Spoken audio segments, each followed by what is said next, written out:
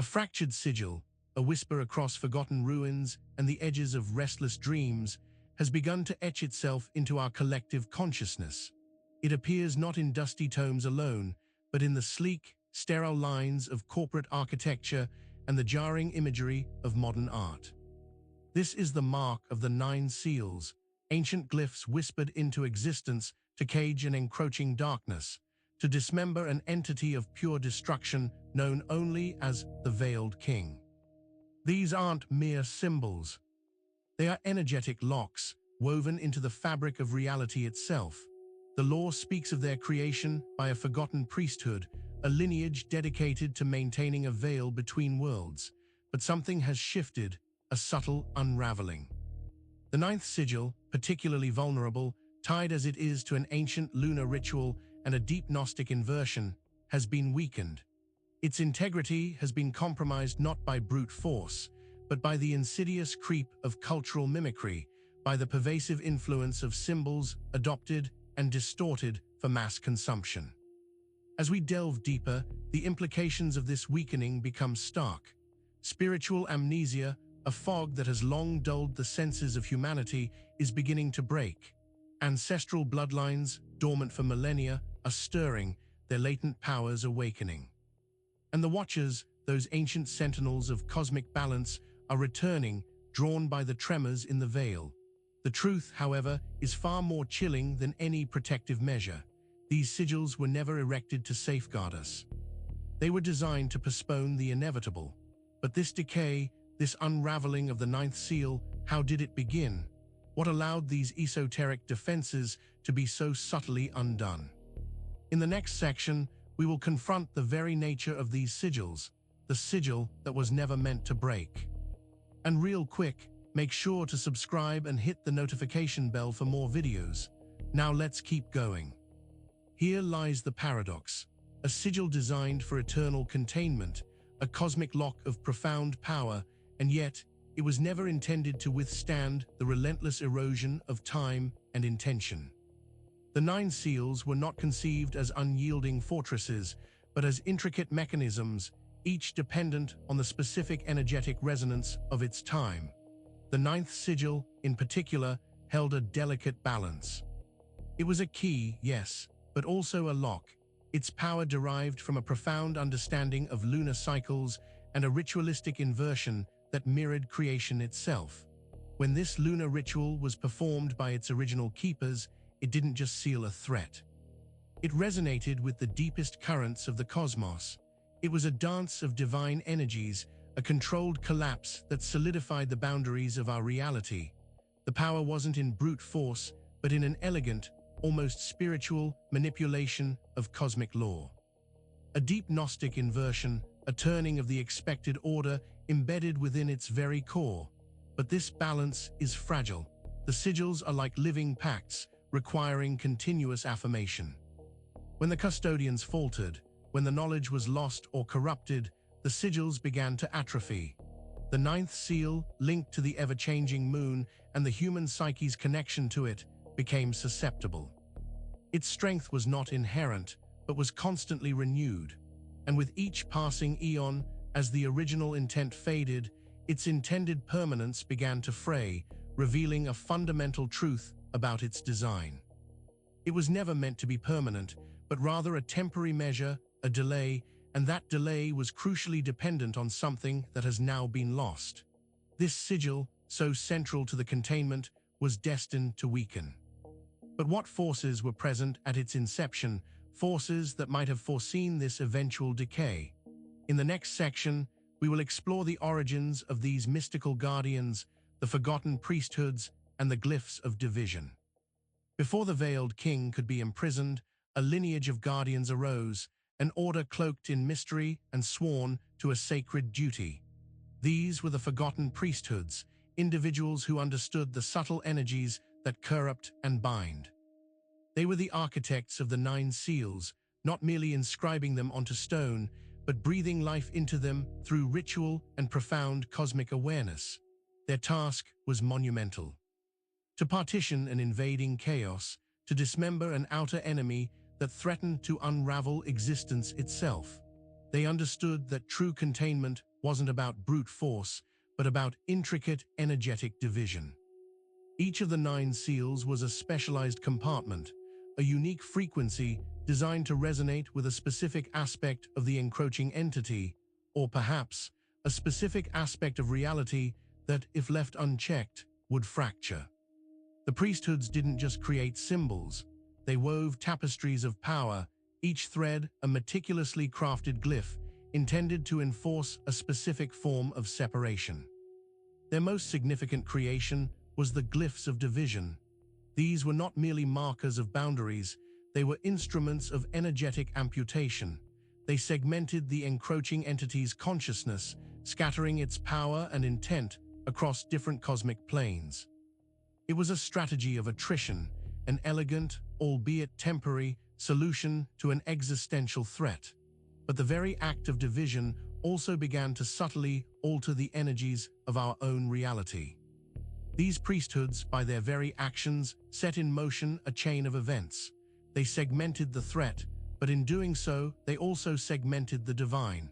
What was the true nature of the entity they sought to contain, the one they called the Veiled King? In the next section, we seek to understand who was the Veiled King. For eons, the name has been spoken only in hushed whispers, a shadow in the periphery of esoteric texts, the Veiled King. He is not merely an external invader, a simple force of destruction. The lore suggests he is something far more primordial, a being whose very essence is antithetical to the ordered cosmos. He is the embodiment of dispersal, the ultimate unpicker of reality's weave. To call him king is to recognize his potential for dominion, a dominion that would see all structures, all consciousness, dissolved into an undifferentiated void.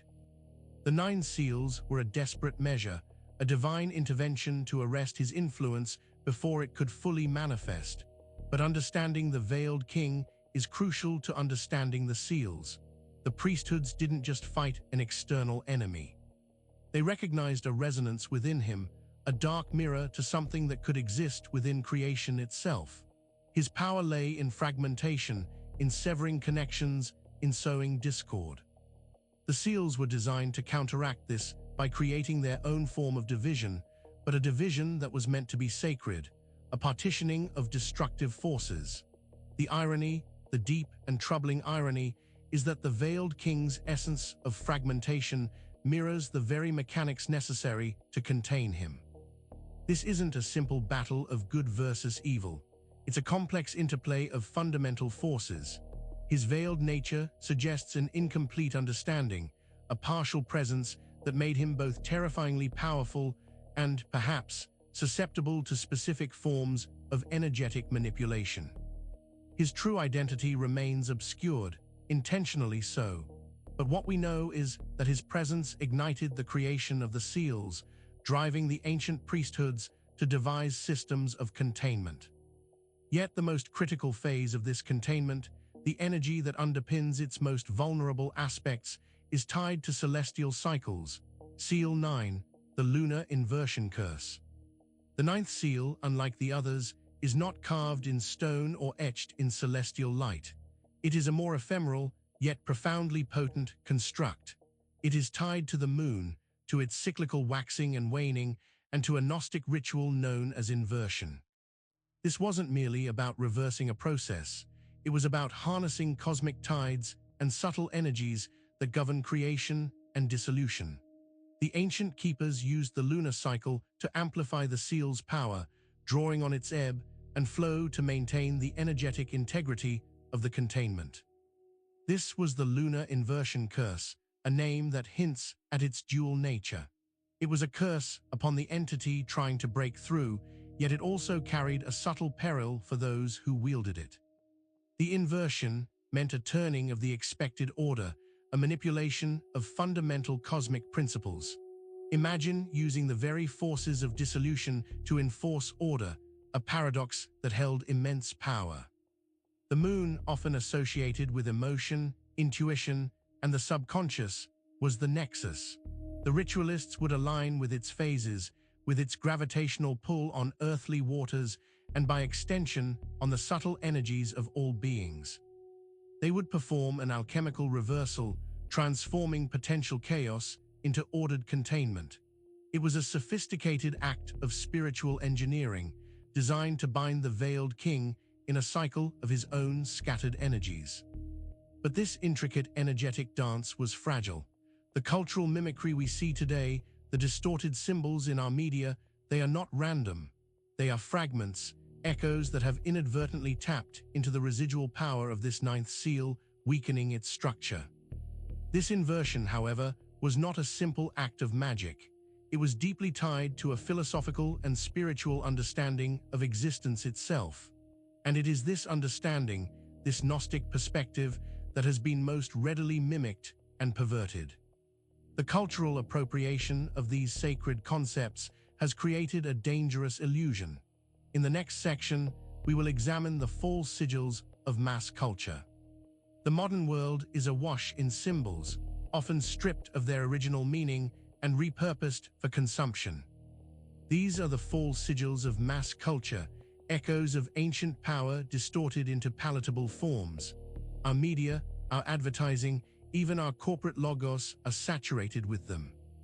They are the echoes of the 9 seals, not the seals themselves, but distorted reflections that have become so pervasive they act as a form of energetic drain, a continuous, low-level weakening of the original containment. Think of the geometry, the recurring patterns. These are not aesthetic choices, they are remnants of the original glyphs, crudely replicated and devoid of their sacred intent. When these symbols are encountered by the collective consciousness, especially by those with latent ancestral connections, they trigger a residual recognition, but a recognition that is now muddled, confused. This constant exposure to corrupted versions of sacred geometry and energetic signatures creates a fog, a veil of misinformation that further obscures the truth of the seals and the threat they hold at bay. The entities that orchestrate this cultural mimicry understand this principle. They are not creating new power, they are siphoning the residual energy of the old, using our collective awareness to slowly dismantle the divine architecture. This is how the 9th seal, and by extension the others, have been weakened without direct assault. It's a form of energetic parasitism, preying on the very symbols designed to protect us. This erosion is not accidental. It is a deliberate strategy of energetic desensitization and ultimately disintegration. The power of true sigils lies in their precise energetic signature, and these false sigils are creating interference patterns, drowning out the original frequencies. This constant barrage of corrupted symbols is more than just visual noise. It is subtly reconfiguring our perception of reality and weakening the very foundations of our protection. And at the heart of this energetic manipulation, both the original seals and their corruption, lies a familiar and often feared celestial body. We see the influence of corrupted symbols everywhere, but their origin, their true anchoring point, is far more ancient and powerful. In the next section, we will descend into the mechanics of celestial control, Saturn's seat, and the binding of time. The geometry of power, the architecture of containment, and the very rhythm of our existence are all inextricably linked to Saturn. It is not merely a planet in our solar system, but a cosmic anchor, a temporal architect.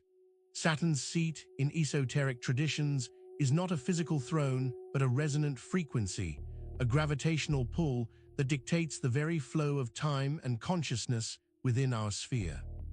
The 9 seals were designed to resonate with this frequency, to utilize its inherent stability and its power to enforce boundaries. The binding of time, as dictated by Saturn, is a subtle imprisonment. It creates the illusion of linear progression, of birth, life, and death, a cycle that can easily become a trap. The seals, in their original intent, were meant to regulate this cycle, not to perpetuate it indefinitely. They were designed to manage the energies of existence, ensuring that the primal chaos of the veiled king could not destabilize this carefully orchestrated temporality. However, the manipulation of Saturn's influence has a darker side. The Veiled King and his agents have long understood this celestial seat of power. They have sought to harness Saturn's binding nature not for order, but for perpetual stagnation, for an eternal cycle devoid of true evolution or escape. The Sigils, when functioning correctly, would have imposed a divine order on this temporal flow. But with their weakening, this Saturnian influence has become more oppressive, more rigid, and designed to keep consciousness trapped within predictable, repetitive loops. This understanding of Saturn is not just about physics. It's about spiritual mechanics, about how cosmic forces directly influence our perception and our destiny. The perversion of Saturn's influence is intrinsically linked to the Gnostic concept of an imperfect creation. In the next section, we will explore the Gnostic reversal of ascension. Gnosticism, at its core, speaks of a flawed creation, a divinity that has been fragmented and is desperately seeking to return to its source. Ascension, in this context, is not a simple journey of spiritual upliftment. It is a profound Gnostic reversal, an undoing of the material prison. The 9 seals, as divine architecture, were intended to facilitate this process, to guide souls through the veils of illusion and back to the pleroma, the divine fullness. However, these seals have been subverted. The very principles of ascension, the pathways intended for liberation, have been inverted. Instead of facilitating escape, they have become mechanisms of further entrapment. The Veiled King and his agents have twisted the Gnostic concept of divine descent and ascent, turning it into a cyclical paradox. They've created a false ascension, a loop that appears as progress, but is, in reality, a tightening of the chains. The symbols and rituals associated with the seals, when corrupted, push consciousness towards this false apotheosis. They encourage a focus on external power, on material achievements, on a simulated spiritual awakening that ultimately leads back to the very systems of control they were meant to transcend. It's a trap disguised as liberation. The priesthoods understood that true ascension required a deep inner knowing, a dismantling of ego and illusion, not a mere accumulation of spiritual points. This Gnostic reversal is insidious because it preys on our deepest desires for growth and transcendence. It offers a seemingly divine path, but one that leads only deeper into the labyrinth of this flawed creation. The architecture of this deception is particularly evident in certain structures and symbols that have become ubiquitous. In the next section, we will examine the pervasive imagery of black cubes and bloodlines. The recurrence of the black cube is not an aesthetic choice. It is a potent symbol of confinement and a direct representation of the subverted Gnostic principles. In ancient traditions, the cube symbolized the material world, the dense, four-cornered reality. When painted black, it becomes the ultimate prison, the void that absorbs all light and potential. This imagery is deeply intertwined with the concept of bloodlines and the hereditary transmission of energetic imprints, a crucial element in the Gnostic reversal of ascension. The Veiled King's influence seeks to anchor consciousness within this material prison, and the black cube is its ultimate representation. It signifies a soul bound to the cycle of reincarnation, a repetition of lessons endlessly without true progress. This energetic binding is often passed down through bloodlines, carrying ancestral trauma, karmic debt, and a predetermined energetic blueprint that makes escaping the cycle incredibly difficult.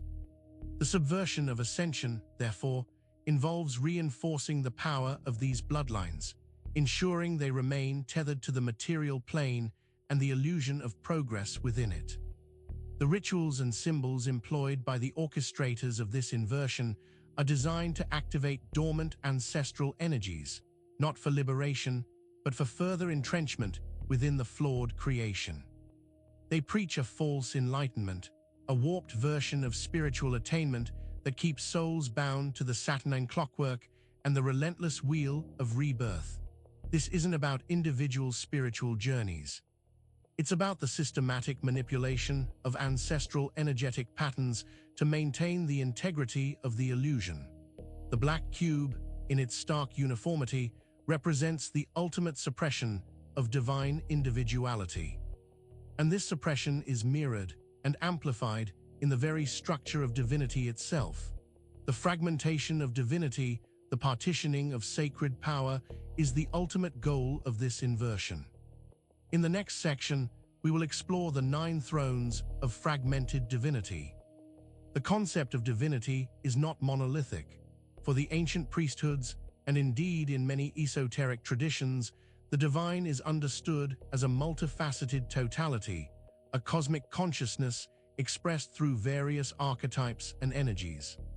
The 9 seals were part of a system designed to honor and maintain the integrity of this fragmented divinity, ensuring that each aspect remained in its rightful place, contributing to the harmonious whole. Each seal represented a facet of the divine, a guardian of a particular cosmic domain or energetic expression. However, the process of inversion and the influence of the veiled king have led to the corruption of these divine expressions.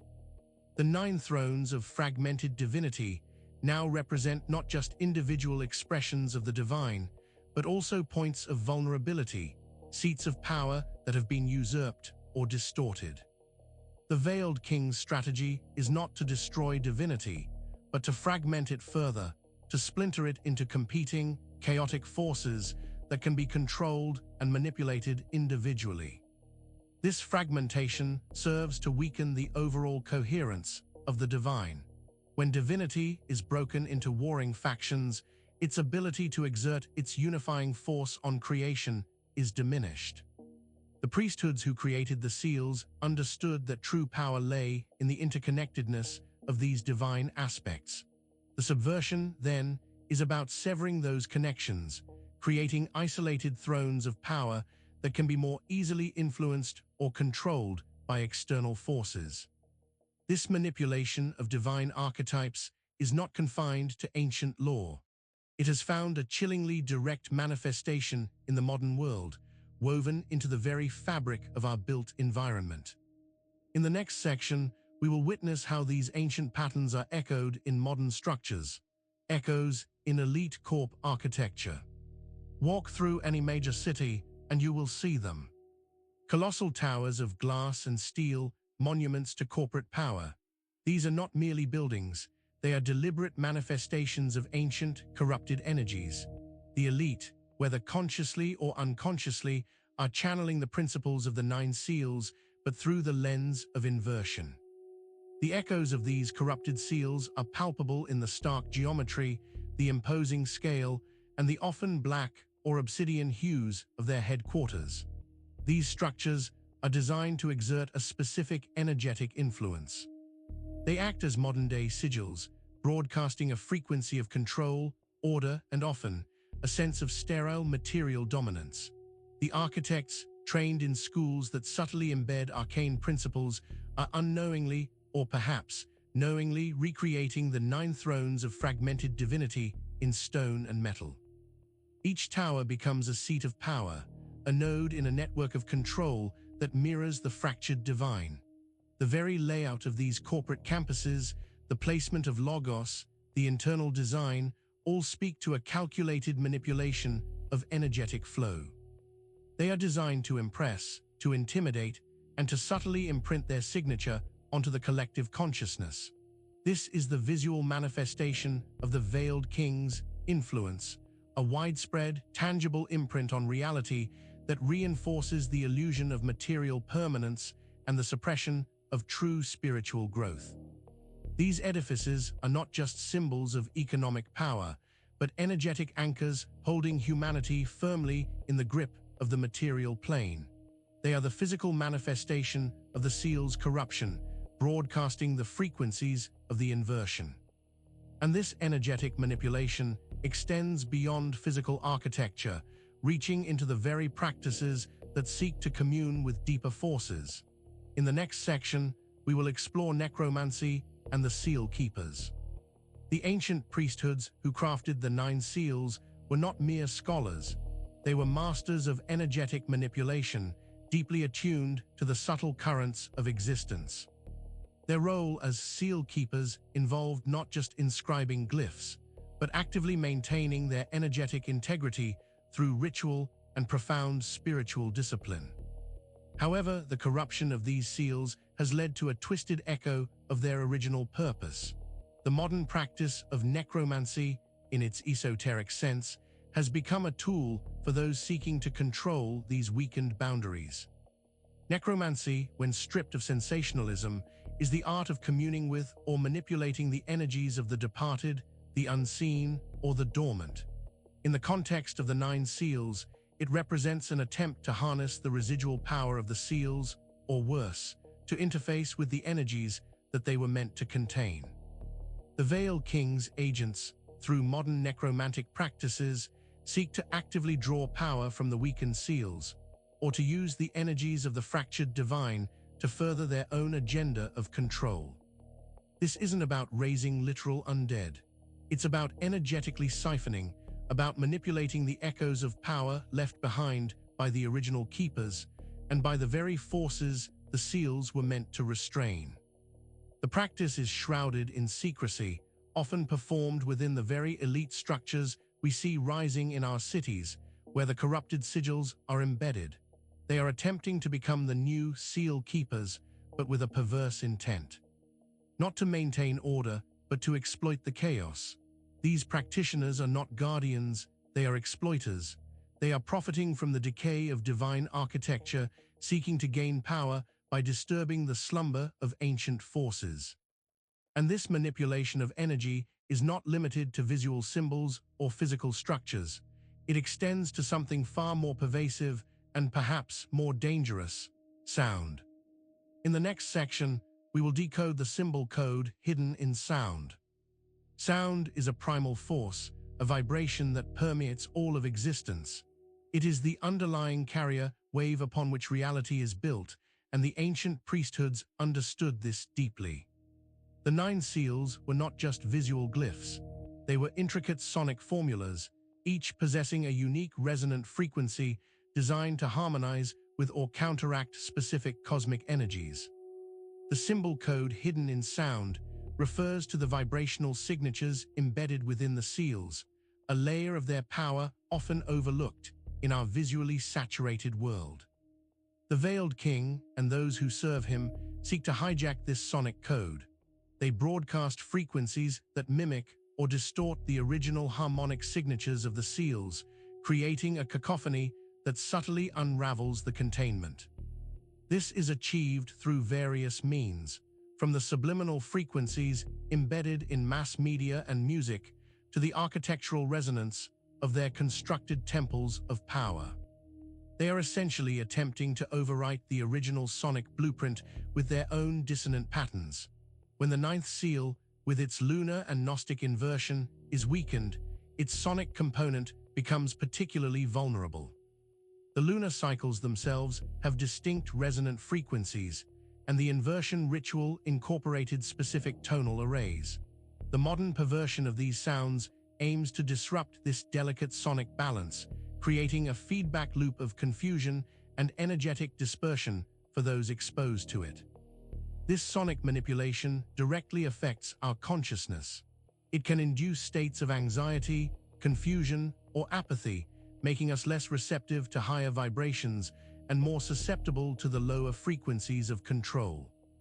The architecture of our cities, the music we consume, the very ambient noise we endure, all contribute to this pervasive sonic encoding. And these encoded vibrations reach us on a deeper level than we realize, echoing in our very being. In the next section, we will explore blood memory and dream infestation. Our very essence carries the imprint of our ancestors, a formless ancestral knowledge known as blood memory. These are not conscious recollections, but deep, resonant patterns within our DNA, an energetic inheritance passed down through generations.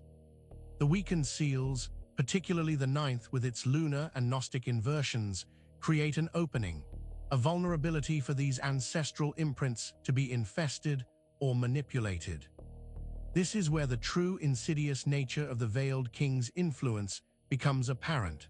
The corrupted sonic codes and distorted visual sigils that bombard us daily are not just external influences. They penetrate our subconscious, interacting with these blood memories.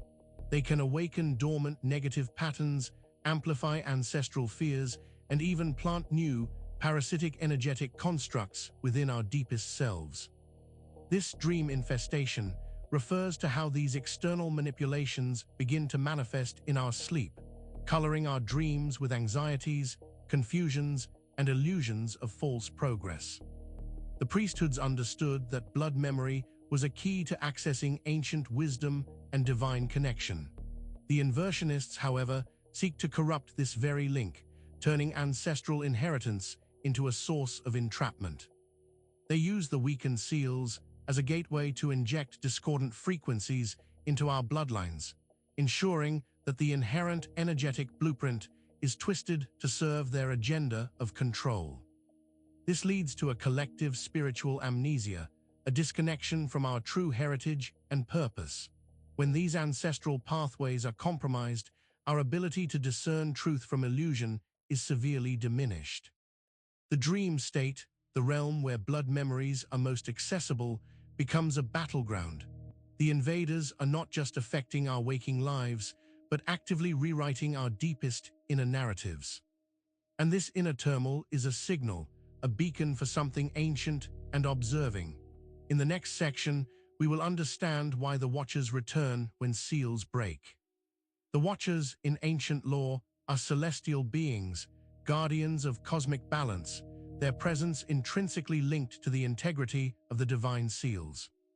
When these seals are strong, the realm is in equilibrium, and the Watchers remain in a state of quiet observation, their vigilance unseen. However, as the seals weaken, particularly the ninth with its lunar and Gnostic inversions, their passive observation turns into active intervention. The breaking of seals is a disturbance in the cosmic order, a siren call to those who maintain it. These ancient sentinels are not deities, but cosmic custodians.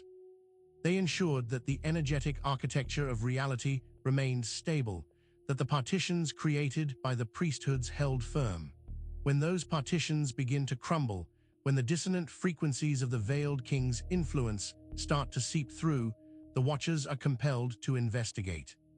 Their return signifies not a coming apocalypse, but an attempt to reassert balance, to shore up the failing defenses. Their presence is often perceived as a harbinger of upheaval. This is because their intervention often involves shaking the foundations of the existing energetic paradigm, forcing a confrontation with the truths that have been obscured. They are drawn by the disruption, not necessarily to fight a battle, but to assess the damage and, if possible, to initiate repairs. Their awakening is a direct consequence of the seal's decay, a cosmic immune response to an encroaching imbalance. The presence of the Watchers is a significant event, indicating that the established order is in peril. Their return is a prelude to a more profound cosmic shift, a direct response to the unraveling of the very fabric of containment. And this unraveling brings us to the precipice of a critical question: what happens when the ninth seal fails? The ninth seal's failure is not an endpoint, but a transformation. Its weakening has been a slow unraveling, a gradual erosion of energetic integrity. Its complete failure would signify a profound shift in the cosmic architecture. This isn't merely about a containment spell breaking. It's about the fundamental energetic laws of our reality being reconfigured. The lunar inversion, the Gnostic reversal it embodies, would no longer serve as a barrier, but as a pathway into something far more chaotic. Imagine the delicate balance of creation maintained by the seals being irrevocably disrupted. The veiled king's influence, no longer held at bay, would begin to permeate our reality with unprecedented force. This could manifest as a dramatic increase in spiritual amnesia, a complete dissociation from our ancestral bloodlines, and an overwhelming infestation of our dreams and subconscious with discordant energies. The Watchers might return, but their task would become exponentially more difficult, perhaps even impossible, as the very nature of reality distorts. The implications extend to the very nature of consciousness and time.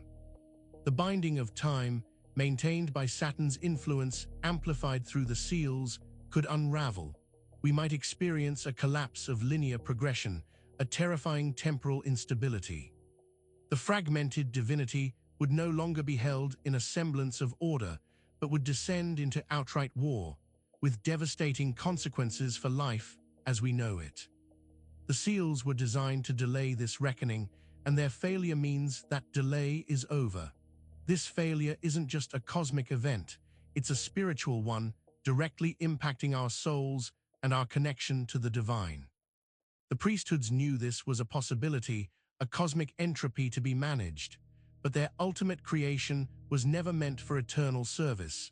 It was designed to delay a reckoning, and now, as the ninth seal falters, that reckoning draws near. We have explored the intricate mechanisms of these seals, their intended purpose, and their current state of decay. But the most crucial realization is the one they were designed to obscure. In the final section, we confront the ultimate truth. These seals were never meant to protect you. You've seen the intricate dance of cosmic energies, the architecture of containment, and the insidious creep of inversion. You've witnessed how the 9 seals, once bastions of order, have been weakened by time, by cultural mimicry, and by the deliberate actions of entities who seek to exploit their decay.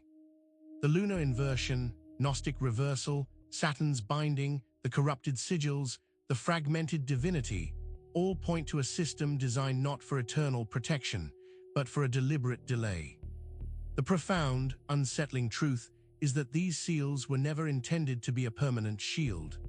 They were a celestial pause button, a temporary measure enacted by ancient priesthoods to stave off an inevitable confrontation with the primal chaos embodied by the veiled king. Their creation was a testament to the immense power of the divine, but also an acknowledgement of a force so fundamental that it could only be temporarily contained. Their purpose was to buy time, time for humanity to awaken, time for spiritual evolution, time for the cosmic balance to shift in our favor. But that time is running out. The signs are all around us, the spiritual amnesia, the returning watchers, the subtle energetic shifts in our reality. The seals are failing, not because they were flawed, but because their purpose was inherently finite. They were a deferral, not a final solution. The implications are staggering. If the seals were never meant to protect, what were they meant to do? They were meant to manage the inevitable. They were built to hold back the tide just long enough for a reckoning that is now upon us, a confrontation with the very forces they were designed to delay. Make sure to subscribe for more videos and hit that notification bell so you never miss a new video. We'll see you in the next one.